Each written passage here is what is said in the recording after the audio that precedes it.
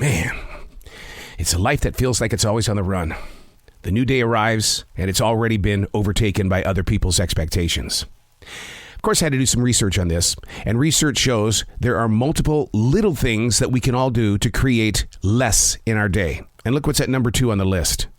Physically saying no. And I don't know about you, but that kind of serves as a fire starter. What do you mean no?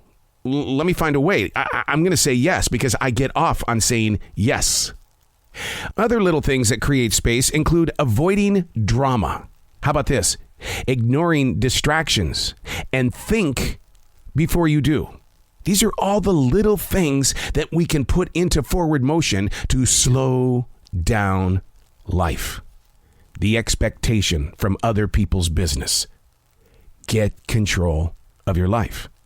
A golden rule to live by is to begin a journey of settling for excellence and not perfection.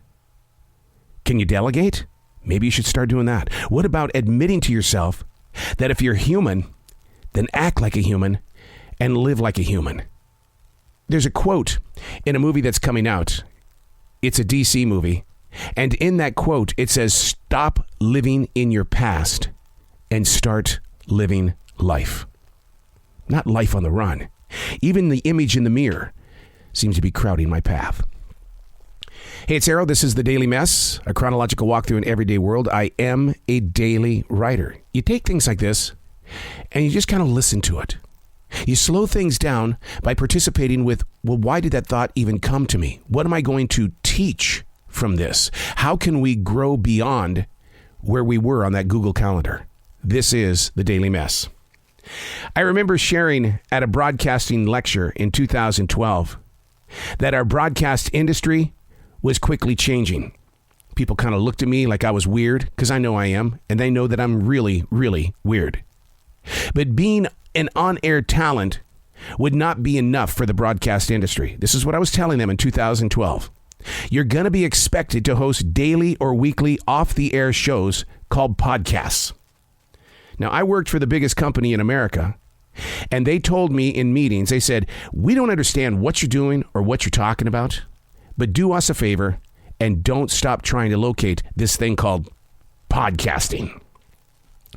Well, last night, during a different lecture, 11 years after talking about podcasting for the very first time, I stood in front of those future broadcasters.